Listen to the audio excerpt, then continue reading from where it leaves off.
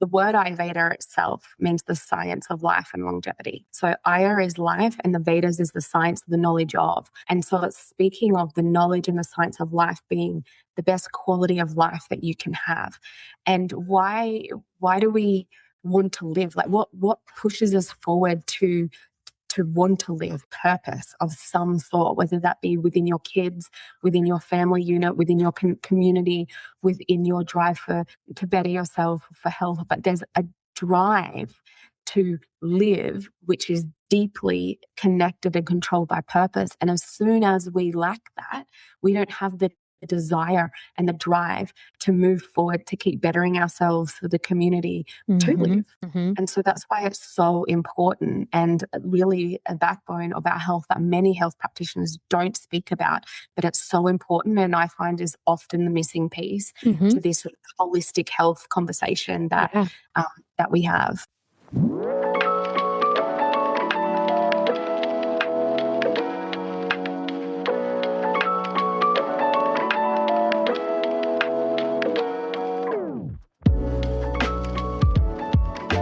Hey friends, welcome back to Hopeful and Wholesome. Today I have on the show Dr. Harmony Robinson-Stagg, and she is a leading Ayurveda and women's health practitioner, doctor of Chinese medicine and acupuncture, and a registered nurse.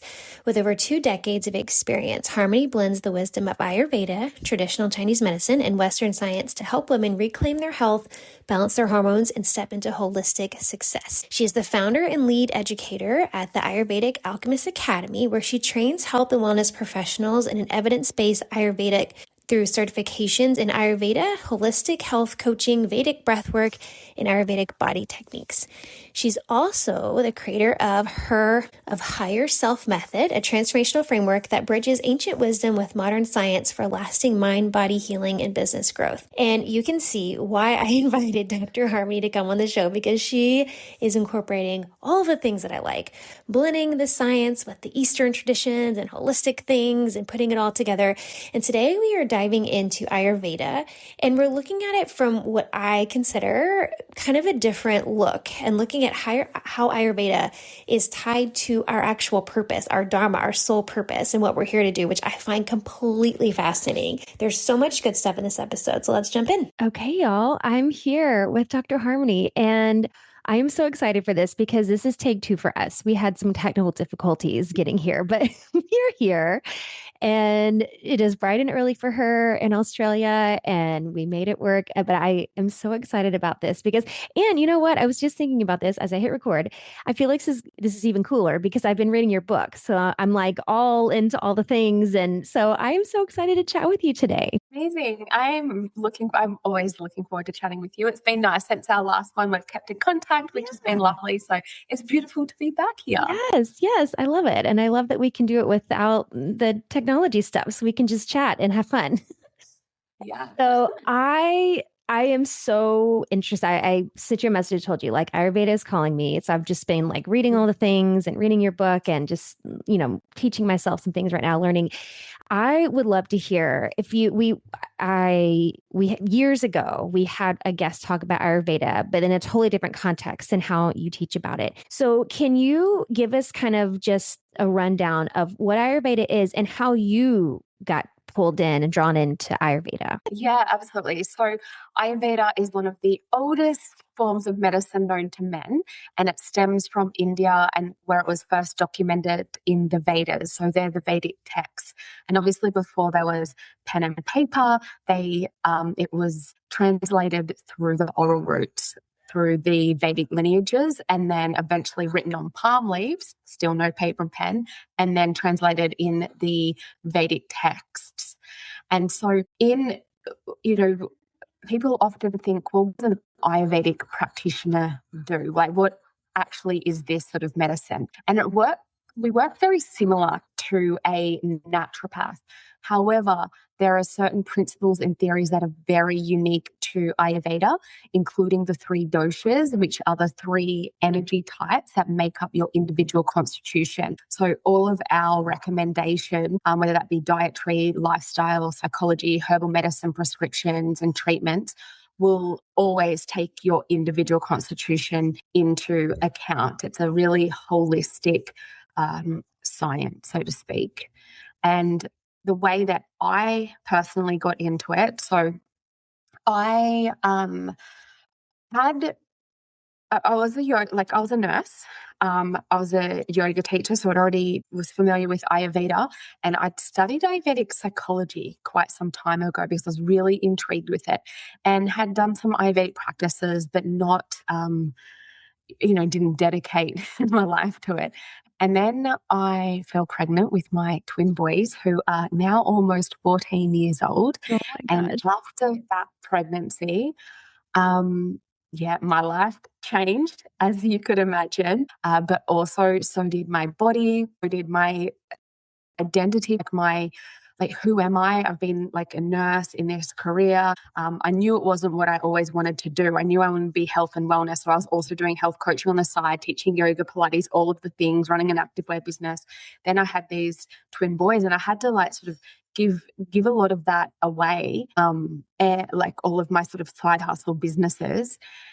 And I had hormonal imbalances post-birth, as well as a lot of gut health issues. So I had SIBO, small intestine bacteria overgrowth, which was quite of a chronic thing. And then I was obviously fatigued. I had a lot of stress, anxiety kick in, went into some, I would say now on reflection, postpartum depression, looking back at it, which were all sort of new experiences for me. And the allopathic medical system, which I'd given over a decade of my life to. So I started nursing school when I was university, or you call it college over there, when I was 17. I think I had my boys around 28 or something. So I'd been in that for so long, and it couldn't really help me. So I did all the functional medicine tests and all the scans, which was great. Was saying nothing real sinister is going on. There are some imbalances going on, but they didn't have a lot to help me out at that time. And it wasn't just those physical elements of hormonal and gut issues. It was this real sense of misplacing my identity, who am I now? This new feeling and level of stress and anxiety. And I was an emergency nurse. I was used to stress and anxiety, right? But it's these new levels weaved in with some depression and all these confronting sort of feelings and emotions. And unfortunately, the allopathic medical system just really couldn't support me. So I remember one day just falling in a heap on my kitchen floor. The boys were, crying, and I was crying, and it was all too much. And I was like, what do I need to do? What is the answer here? And honestly, something just told me to go back to my Vedic texts, open my Ayurvedic textbooks, because I knew that it had this piece of deep connection and Dharma, and this pull to understanding your mental prakriti, we say, your mental constitution, and allowing all of that to settle before the body can actually settle. And so I dove into the text, and then I decided that I was going to be really committed to the practices. I saw great improvement, and I decided that I'm going to go all in and study advanced Ayurvedic medicine. So that's sort of, where my path started, and hasn't ended because it's still going. Yeah. Well, it's a constant journey, right? Well, I love that you brought out that piece, because that was the piece I wanted to pick up on, the piece about the Dharma, because I think sometimes when people are familiar with Ayurveda, or at least in my opinion, in my experience, our understanding or experience with it kind of stops at the diet part. It's like, oh, there's all these Ayurvedic recipes, right? Which is great. This is great. But I feel like our understanding kind of stops there, and we think it's kind of just all about this kind of dietary piece, but there's so much more to that. And the piece you spoke to just then was the Dharma piece, and talking about your purpose. So can you speak more on that, and how, because I feel like this is probably the crux of it. I mean, yes, the diet nutrition stuff is important, but I feel like this is a really important part of Ayurveda, is this part about your Dharma, your purpose. Yeah, absolutely. So from an Ayurvedic practitioner lens, we look at whole health, holistic health, as being the physical, mental, emotional, spiritual, and dharmic part of an individual. Because if any of those are affected, then essentially all of them are going to be affected to some degree. We have this saying in Ayurveda, like attracts like, and opposites balance or decrease each other. So that's how we support each of those different systems. And like I use the example of like I've had multiple clients because I specialize in women's hormonal health in my clinic. And they will come in with maybe amenorrhea, so missing periods, or perimenopause symptoms. And we support their hormones and we support their diet, as you said. Like everyone knows that the Ayurvedic diet, which is prescribed due to their constitution, their individual constitution. And there'll be herbs and supplements and all these wonderful things which make a difference. But at the end of the day, if that client is still feeling disconnected from their true self, disconnected from their path or the reason that they're here or their Dharma, or feel they're lacking purpose in life and impact, then you can't out supplement and out diet that energy, because that energy comes from something else. If they're still feeling depleted, and they're having their labs are wonderful, they're doing all the right things and they're having the right diet and having the right supplements to support their body, and there's still some sort of lack or depletion, we need to look deeper into what we can just physically see and understand that the real lethargy and the real sort of impact on someone's emotional and physical imprint can come from this Dharma piece not being met. And often in our Western cultures, so I live in Australia, you're in the United States, often in our Western cultures, we don't have a lot of cultural input that makes us feel connected. So for instance, the different cultures, like in India, where Ayurveda comes from, or I visit Bali, like the Balinese culture, they have such a deep sense of community and this spiritual connection to something much bigger than themselves. They've always got these different festivals. They've always got so many beautiful, different ways of being grateful for their body, their earth, and this sort of spiritual connection that we sort of lack. And that is that community and that connection to divine, and all of their cultural practices gives them a really great sense of purpose and Dharma. But in the West, we often just think of Dharma as our purpose being our career. Right. And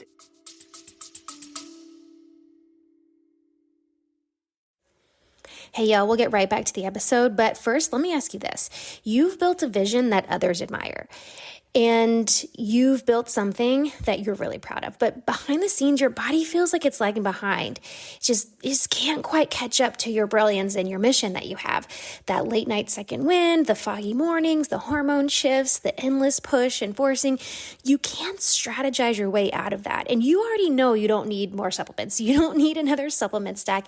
You also don't need another side hustle disguised as self-care, because nobody wants to have their health as a side hustle. This is about recalibrating your entire ecosystem. And that's why I created the Quantum Reset, a premium 3-month high-touch healing experience for visionary women who are ready to feel as powerful in their bodies as they do in their business. Inside, we decode your nervous system, your minerals, your hormones. We read your labs like the sacred text that it is, so we have actual answers. And then we pair that with deep energetic recalibration, subconscious release. We use gene keys, we use human design, and true embodied healing. This isn't about fixing burnout, because that's not what we're doing here. This is about becoming the woman whose body is powerful, whose body is completely electric, whose energy, clarity, radiance finally matches the size of her mission. If you know your success isn't meant to cost you your vitality, and you're ready for a science-backed, spirit-led reset, then the Quantum Reset is your invitation. So check the link in the show notes or send me a message on Instagram, and let's bring your body back online with your brilliance. Now, let's get back to the show. that's not actually always the case. Some people are very fortunate and very lucky to be able to live out their Dharma through their career, being of service in that way. And that is perfect and that is amazing. But Dharma itself, it means like right action. It is being able to show up with integrity in everything that you do. And there's different layers of this. So if you are on your dharmic path, you are showing up each day as your higher self. You are being of selfless service. And that might mean that, you were running a little bit late to work, But you could see this old lady struggling to cross the road with all of her groceries. And instead of just being in your ahamkara, your ego mind, which says, oh no, we've got to get to work, it's all about me, we say, hang a minute, like we access those higher levels of consciousness, the Buddhi mind, which says, this discerning mind, this lady is suffering, and how can you help her? It could be so simple as taking one extra minute of your day and helping her cross the road with her groceries.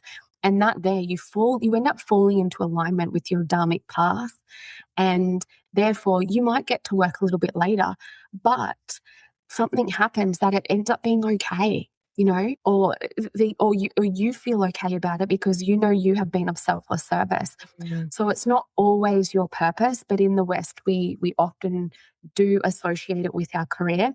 If you are lucky enough to use your higher dharma for your career in this lifetime, then that is, in the West, I think we feel like that's our sort of ultimate goal, really. Yeah. You feel that. Yeah. But we can, and this is where the Ayurvedic practices and rituals become so special, is because we can find so much dharma and so much connection and purpose and integrity in those rituals before we go to work, and then carry that energy with us into our job, even if it's not our ideal career. Yeah, that makes total sense.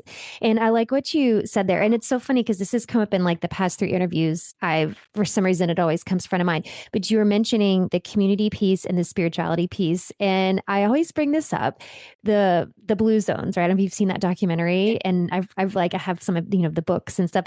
But those are 2 of the pieces that he talks about. And all of these are parts of the world where they're centenarians and they live the longest. It's that community piece and the spirituality piece, like this connection to something bigger, is directly correlated to their longevity. And again, like you said, in the Western world, we just kind of compartmentalize all of these things, like all of these things are separate. And it's like, if you see it through this lens, like, no, this is all a part of you as a full human being, like this community piece, this spirituality piece, like putting those pieces together. And I think that's I just love how Ayurveda puts that together in that holistic way, because it does impact us on a physical, emotional, mental level. Like it's not just, it's just us as a whole being. Yeah. Ayurveda really wants to support the quality of your life and longevity. I mean, the word Ayurveda itself means the science of life and longevity. So Ayur is life and the Vedas is the science, the knowledge of. And so it's speaking of the knowledge and the science of life being the best quality of life that you can have.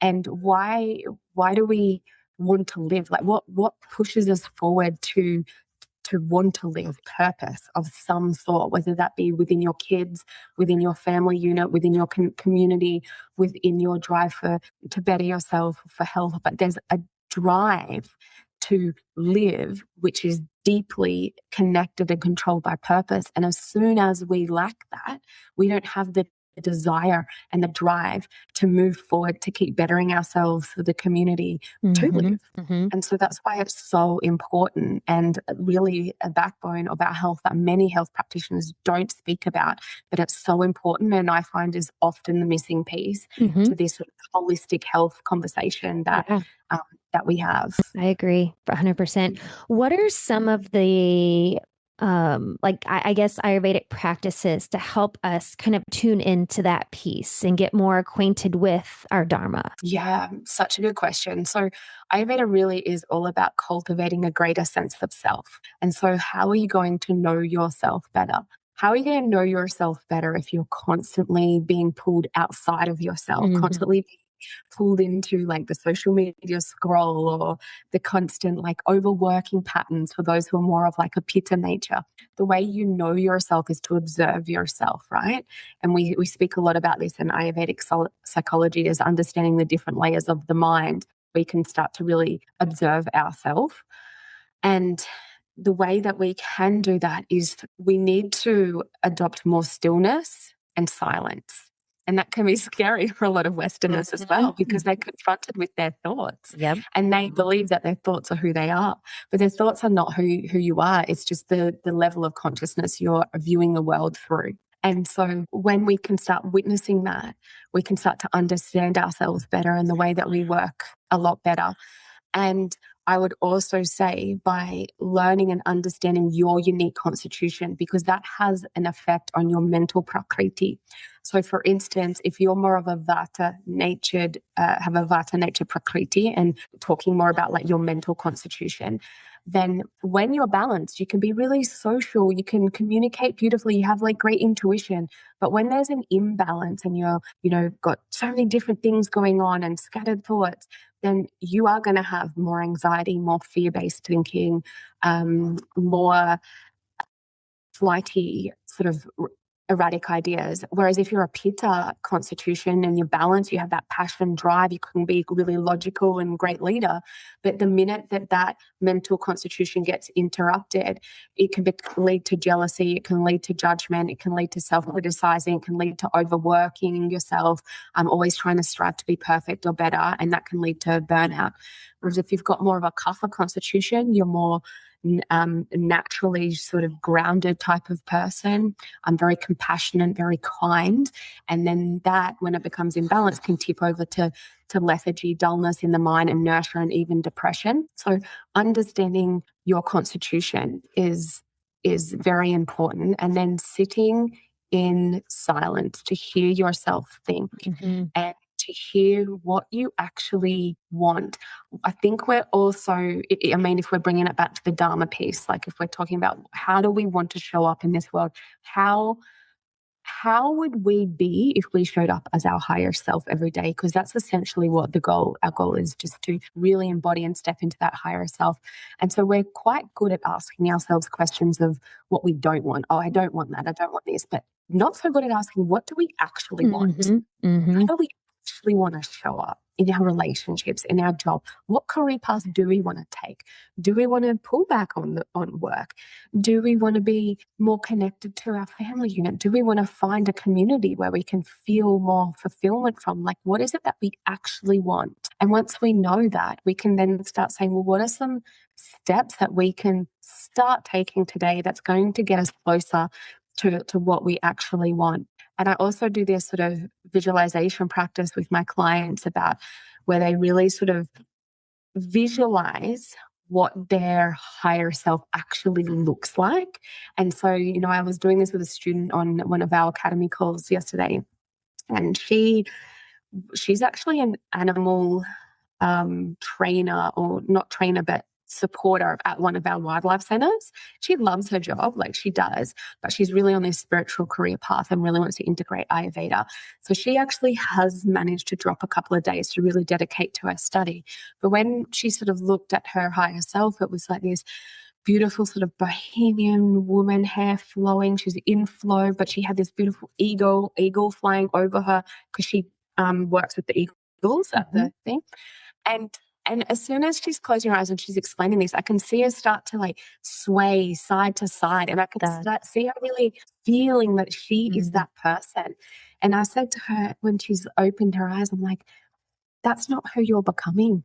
That's who you are now. So you've got to be her now. You've just felt her. And that's who our higher self is. You have already just felt her in that visualization. So now you need to embody that feeling every time you walk into a room, everywhere you're at, because that is your higher self and it's an embodiment of feeling.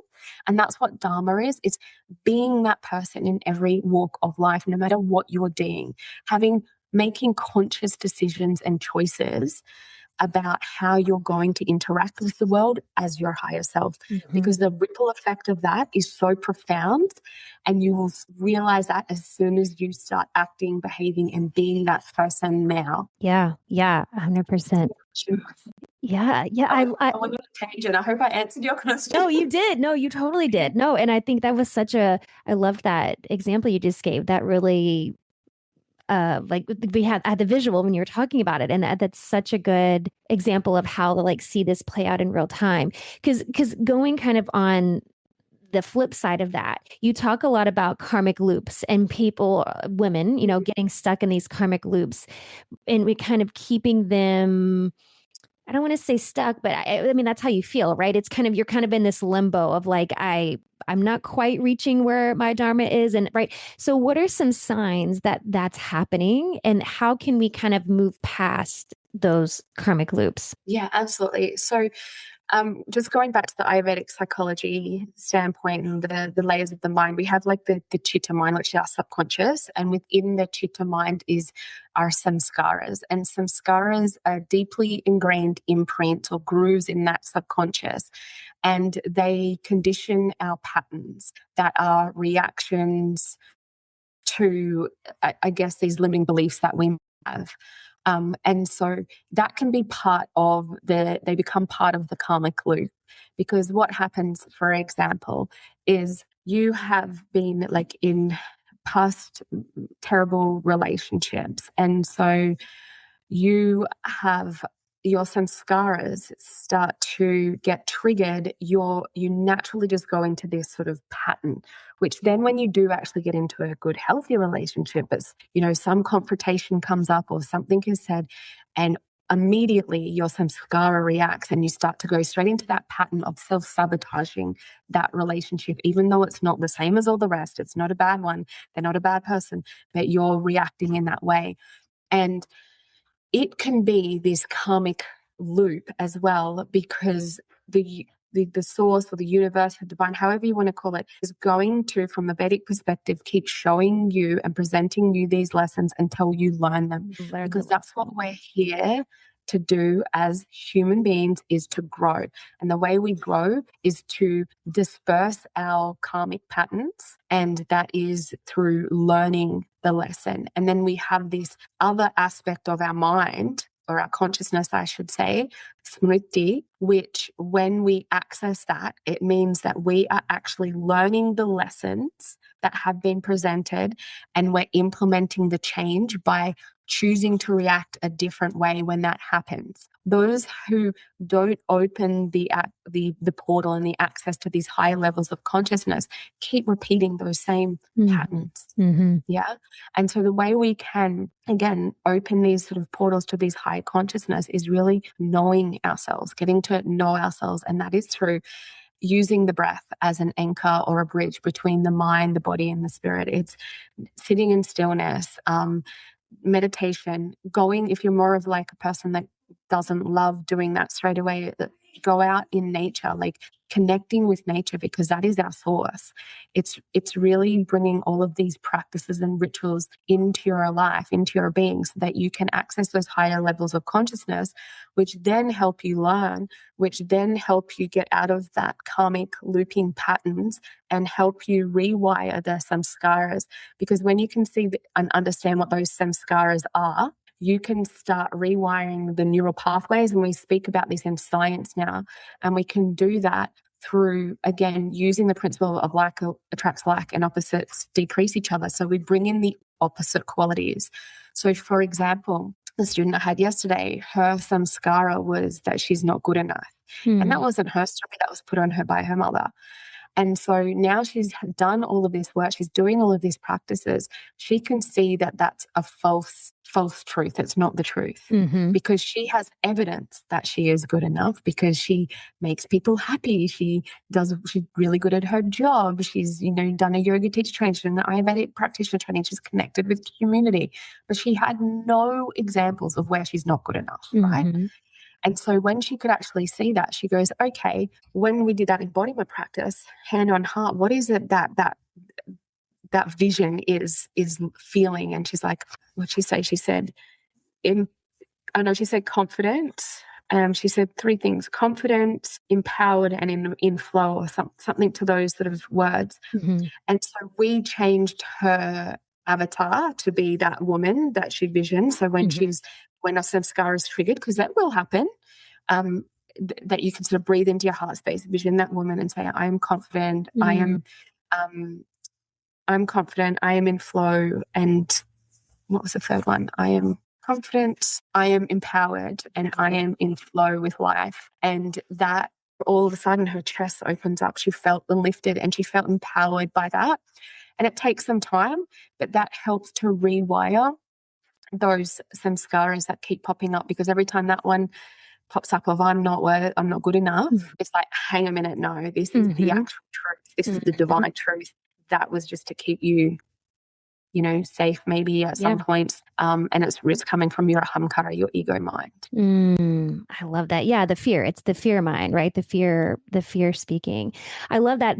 I do a similar practice with my clients and like helping them find, call it their essence, like the three to five words that help them find their essence. And it's like, can we like choose those words and embody the words? So I love that. It's such a good practice to feel and just to discover how those words feel in your body, because words are just words. But if you can feel them in your body, I mean, like you said, that's the rewiring. Like you feel it somatically. That's how we rewire the brain. So I love that as a part of connecting to your Dharma and kind of getting yourself out of those karmic loops. The other thing I was going to mention that came up for me when you were talking about that, you were talking about like learning about yourself. And I have to say, when I was reading your book, I have never dove into Vedic astrology before. Like I've always just done like the, whatever the regular one is. I'm not like an astrology expert, but I am now like obsessed. I've been telling everybody about it. I'm like, oh my gosh, you have to look, because we are so like too, because you're Pisces, right? Yes. And I'm Pisces. And so when I was reading your book, I'm like, oh my gosh, we have so many similarities. And then when you do your Vedic, it's a little bit different, right? And so it was like, I think, were you Aquarius in your Vedic? Yes, that was me too. Yeah. And then my moon, I think I was Gemini moon. And anyway, I just like my mind was totally blown. So I just feel like that was such another really cool tool to use to learn more about yourself. And it like connected so many dots, and I had these like aha moments of like, what I'm doing in my work and that kind of stuff. So I loved that tool that you went into in your book. Yeah. And that's part of your Vedic astrology really helps to not dictate, but oversee your dharmic path, because it gives you those innate qualities that are going to feel in alignment for you when you put them in place, especially if you are looking at like your career paths and stuff like that. It's really, really interesting. I got a lot out of learning about myself in that way as well. Same. Yeah, I love it. It's good. Yeah, when it was so many good prompts, like using the little AI thing that I don't know if it was a QR code in your book. Somehow I got to that, or maybe it was on your website where it kind of dove into like giving you a deeper explanation. And I was like asking questions, and it gives you prompts to kind of like pull out pieces of like, I just loved it. I'm a sucker for a good prompt. So I'm like, got my journal. I'm like on the airplane. I'm like doing all my journal prompts. I'm like, oh my gosh, my mind is blown. So I loved, just side note, but I loved that piece of it. And I love anything that helps you like learn more about you. And I think that's another thing too, that, I mean, I feel like this is a piece of the Ayurvedic teachings too. I think sometimes we can feel like, oh, we're, self-obsessed or consumed with ourselves when we want to learn about ourselves, but it is too the betterment of the collective, right? It is like deepening your purpose and deepening your Dharma, like all of that. So I don't know. I just feel like you can't do enough of that. Yeah, and it's not to know yourself in a narcissistic way. It's to know yourself so deeply so that you can be the best version of yourself. Yes. And when you do that, everyone you come in contact to is benefiting from that. So it's this huge ripple effect. And it also is sort of that collective vibration like we've all felt in the last few crazy years. I mean, more than few now. It's 2022 already, but like, the collective fear that, has been felt, the collective anxiety. Yep. So what about the collective good? Like we often forget about that, and we're so consumed with the headlines and the news, and we think, oh my God, this world is just a dark, scary, bad place. And it's like, well, if that's where you're looking at it can be, because there's a polarity to everything, but there is so much good. And there are so many people doing so much good, but they don't get the recognition, but you can align with that energy. Your whole perception of the world is going to change, because the direction you look at is what you're going to see. Mm-hmm. That's exactly it. So for those listening who are already like, okay, I need to know more, what would be like some of the first few things you would want women to start with if they want to kind of dive into the world of Ayurveda, like a few simple things they could start doing now? Yeah, so I do have a dosha quiz on my website, but I do want to have a caveat here. When you do dosha quizzes, they're talking about your constitution in that point in time. So our prakriti stays the same, but our vikriti is the dosha that can change depending on our environment, what the foods we've been eating over the last few days. Like there's so many different factors that can change that. So it's looking at your constitution and what you need to balance in that moment. But it is a fun way to dive in and to understand, like, am I more Vata? Am I more Pitta? Am I more Kapha today? Because it sort of gives you a chance to reflect on how you're feeling in the moment. So I do have a quiz on my website that you can do. And then I would say go whatever works for you and your constitution, whether that's a slow, silent walk in nature, or if that's sitting down in meditation, or if it's doing some breath work or really gentle stretching practice. Do that to move some of that prana, move some of that energy, and to practice what we call pratyahara, which is withdrawing from the external senses and coming internally. And then once you've done that, sit down like you did with a journal and a pen and ask yourself, like, what does my higher self look like? Who is she? What does she do? How does she enter a room? What are those, as you mentioned, those 3 to 5 words that are the essence of you? And what does she actually want in this lifetime? What is it that she wants? And I think that gives you a really good insight into yourself, and it's a really great starting point. And as you mentioned, my book, I have a book, Ayurveda, got it up.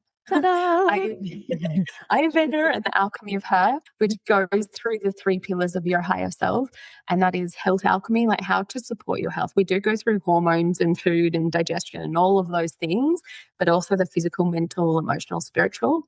Then we have the Ayurvedic psychology, like for an empowered mind, because you can't heal or succeed from a disempowered state. And then Dharmic impact, which is all about your Dharma, how to be in alignment with your Dharma, find that purpose piece, find that connection, and how you can actually do that. So you can grab a copy of my book on Amazon. Yes, highly recommend it. I can vouch for it. Highly recommend it. Yes, those are so good. And those are such simple ways to get started, so without overcomplicating it. So I loved all of those that you shared. And I do have one more question I want to ask you before we wrap up. But can you let everybody know where they can find out more about you, if they want to work with you, maybe they want to go through the training, if they want to dive deeper into it, where they can find out all? Yeah, absolutely. So if you want to work with me personally with your health as an Ayurvedic consulting, or if you're local to the Gold Coast acupuncture, I don't know, there'll be as many locals listening. You can find all of my services on my website, harmonyinspiredhealth.com.au. All of our academy training. So we run Certificate 1, which is the Ayurvedic Health Consultant certification. We run the Ayurvedic Practitioner certification. We're running a breathwork in Bali in June. How fun. I know, can't wait. And Bodyworks. That's all found on ayurvedaalchemist.com.au. So our academy's the Ayurveda Alchemist. And I'm quite active on Instagram, Harmony Inspired Ayurveda. So reach out to me there. Or I also have a podcast that the beautiful Hope's been on as well. And that is Ayurveda and Women's Health and Evolution to Your Higher Self.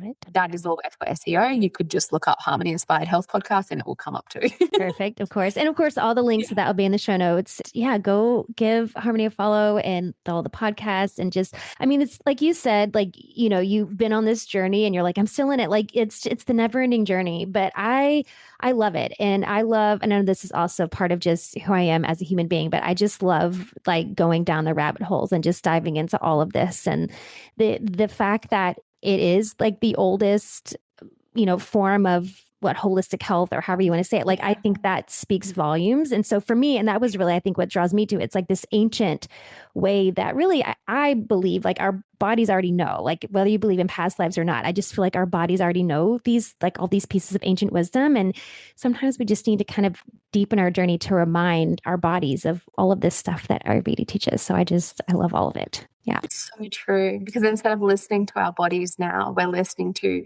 the news, our phone, radio, everything else. Whereas back in the ancient times, they had to either listen to each other or themselves. That's true.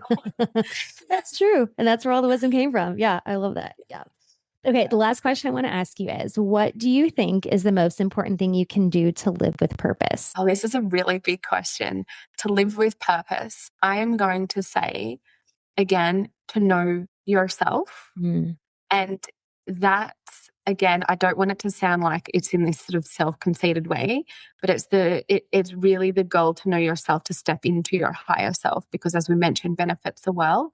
And I just spoke on, we did the Ayurvedic psychology module yesterday in the academy, and I was talking also about the philosophy of Purusha and Prakriti. And from a Vedic lens, Purusha is that consciousness, just that ever existent consciousness before the world manifest. And Prakriti was the potential for matter, potential for form.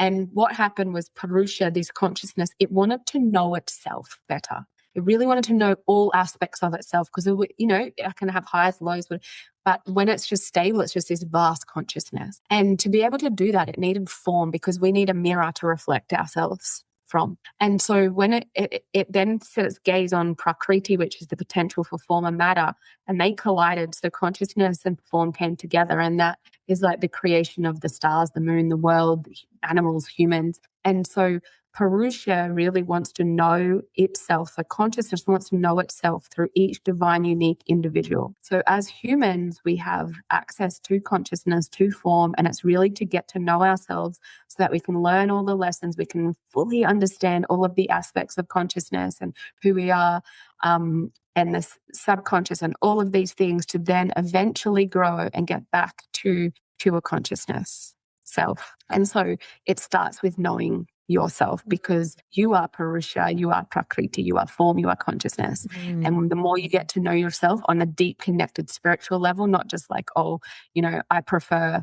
hot chips or fries over potatoes, it's really knowing yourself.